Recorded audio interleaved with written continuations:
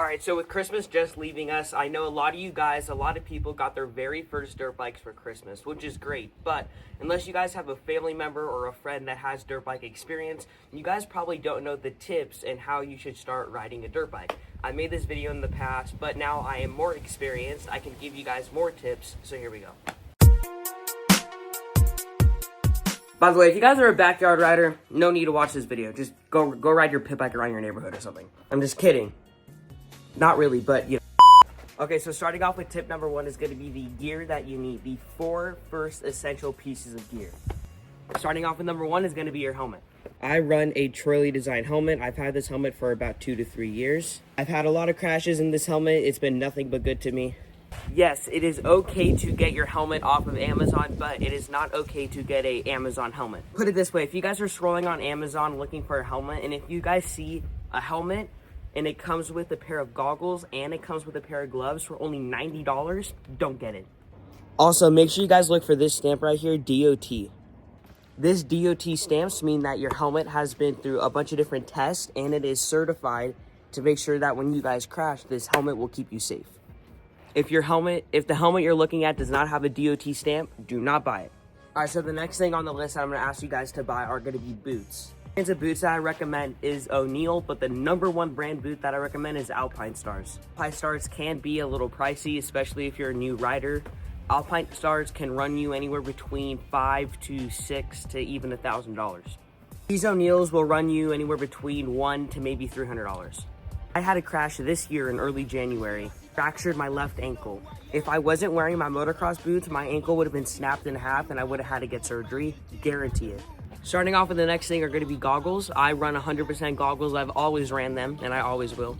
A lot of people think goggles aren't that important, but when you're riding and if a tree branch, a leaf, a rock, a piece of dirt gets in your eye, you're going to have to get that drilled out of your eye and it's not going to be fun. And then last but not least, gloves. I wear Fox gloves. Gloves basically do the same thing that goggles do, except they're for your hands. The goggles make it so that way your eyelids don't get scratched to shit. That's what gloves are for, except they're for your hands. These gloves are $60. These goggles are $80. These boots are $150. And this helmet is $200. No one said motocross is a cheap sport. And by the way, guys, I do have more gear than this. I have pants, I have jerseys, chest protectors. But the chest protectors and the jerseys to make you look cool and the pants, that could all come later. Yes, looking cool while riding a dirt bike is very important, but being safe is more important. All right, so tip number 2 for new motocross riders is going to be the proper bike setup. All right, so this is my KX250F. These are one of the bikes that we have in the garage. We have a few, but this is my mainly rider. This bike is set up exactly how I want it. All right, so when it comes to having a good bike setup, there's a lot of things a lot of people change to make their bike perfect for them. But for me, I'm pretty simple. It's 2 things that this bike needs to have in order for me to feel comfortable on the bike. Number 1 is going to be the handlebars, and number 2 is going to be suspension. So on my KX250, I run Renthal bars. And the reason why bars are so important is because it determines on how you're going to ride the bike, I promise you. So this bike got handed down to me from my dad. So when my dad had this bike, the bars were completely different. My dad likes his bars rolled back a lot. When I sat on the bike for the first time, I hated it because my elbows were very bent like this. Elbows should be bent to an extent. When you're riding your bike, your arms should not be straight out. But when I say they were bent, they were really bent. Now there's nothing against having your elbows bent a lot. Like I said, you want your elbows to be bent, but for me, I just couldn't ride the bike well. First thing I did when I got this bike is I unscrewed the clamps of my handlebars and I pushed the bars back so they were a little more straight. You can still see my elbows are still bent, but just not as much as they were when the bars were rolled back when my dad had it. Next thing is the suspension, and I actually get clowned a bunch for the suspension that I use, or for how I have it tuned. Lucky enough for me, when I got this bike, I didn't have to change anything about the suspension, because it was just how I like it. So this 250 is a race bike. For those who don't know, this bike used to be a pro racer's bike, so this bike is modded for riding on a track. Now I do ride track for those who don't know, but I'm mainly a trail rider. I love trail riding. And when you ride trail, you want your suspension to be soft, and when you ride track, you want your suspension to be harder. Now, I'm glad that the racer that had this bike was a motocross rider and not a supercross rider.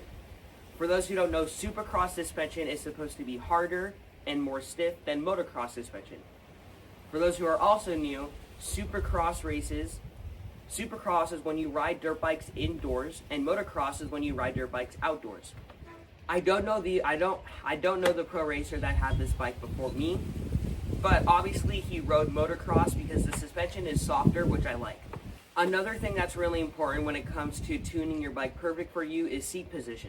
This portion of the video is actually sponsored by Corner Coach. So if you guys look right here, I have a nice bright green bump that's on the back of my seat. For all of the new riders that are watching this video, I'm going to explain what a seat bump is. So a seat bump is originally made to go underneath the seat cover, and it's a piece of foam, and it's designed so that way you're not sitting too far back on the seat. Like I said earlier, seat position is really important when it comes to riding a dirt bike. If you're sitting too far back on the seat, it will be harder for you to control the bike. Now, a lot of people can't help that. Before I got my Corner Coach, I was sitting far back on the seat. Every time I would try to scoot myself up forward closer to the gas tank, I would just slide right back. Some people are naturally gifted to sit up on the tank. By on the tank, I mean as close to the tank as possible. I'm not. The reason why I don't like seat bumps is because, first of all, they just look ugly, having the big black bump underneath your seat cover. The second thing is installing a seat bump underneath the seat cover is extremely difficult. And if you want to get a new seat cover, you have to get a whole new seat bump. Let's say you have more than one bike, you have to get more of them. With the Corner Coach is that this seat bump is actually universal, meaning I could take this seat bump and I could put it on my 250, my 125, our 450. I could even put it on my e-bike if I wanted to. You could get the seat bump in many different colors: green, black, orange, red, purple, white, gray. Obviously, I got it in green to match the bike. To take it off is to take this little strap right here that gets tucked underneath the seat. Lift up the strap, you lift up the seat, and it slides right off. But regardless, seat position is very important. So those are the three main tunes that you guys want to have when it comes to your new bike: seat position, handlebar position, and suspension. All right, so tip number 3 for new motocross riders is going to be having the proper tools to fix your bike.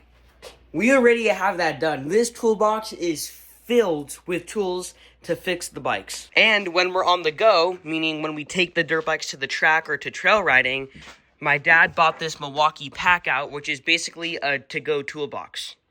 And we also bring the tool bag with us. What proper tools should you have? I have absolutely no clue. It depends on what bike you have. But I will say this, all the tools you can get, because you never know what's going to break.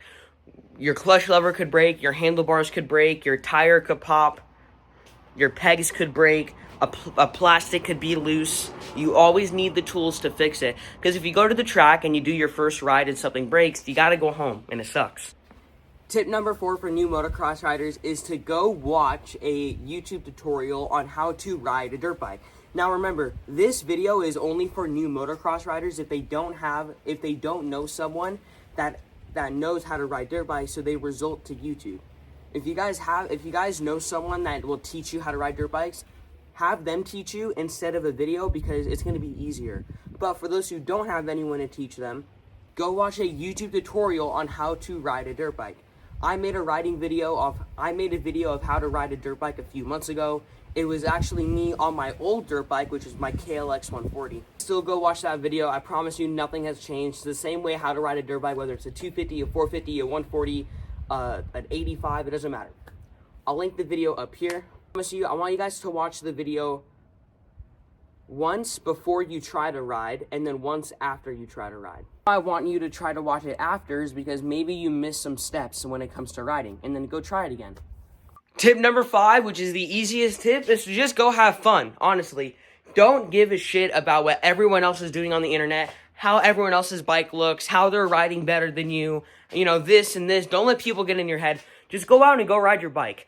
Motocross, yes, it is a really, really, really competitive sport, but you need to have fun while doing it, because if you don't have fun while doing it, then why do this why do something you don't like? Good luck to the new motocross riders out there. Hope to see you guys on the track one day. Bonus tip, don't be a backyard rider. No one likes one.